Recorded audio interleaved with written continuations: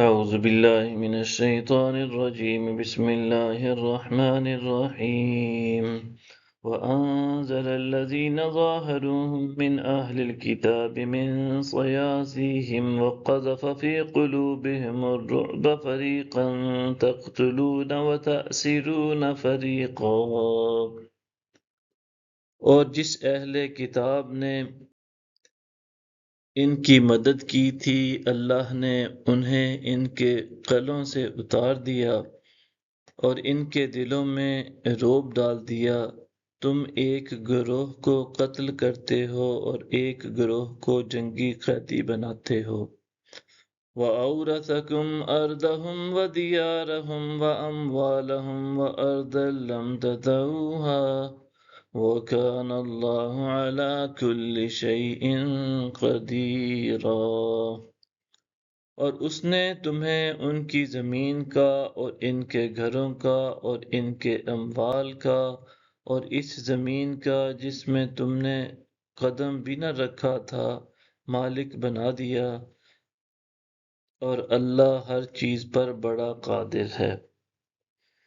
یا ایہا النبی قل لأزواجک ان کنتن تردن الحیاة الدنیا وزینتها فتعالین امتعکن واسرحکن سراحا جمیلا۔ اے نبی اپنی ازواج سے فرما دیں کہ اگر تم دنیا اور اس کی زینت و آرائش کی خواہش مند ہو تو آؤ میں تمہیں مال و متاع دے دوں اور تمہیں حسن سلوک کے ساتھ رخصت کر دوں۔ وَإِن كُنتُنَّ تُرِدْنَ اللَّهَ وَرَسُولَهُ وَالدَّارَ الْآخِرَةَ فَإِنَّ اللَّهَ أَعَدَّ لِلْمُحْسِنَاتِ مِنكُنَّ أَجْرًا عَظِيمًا۔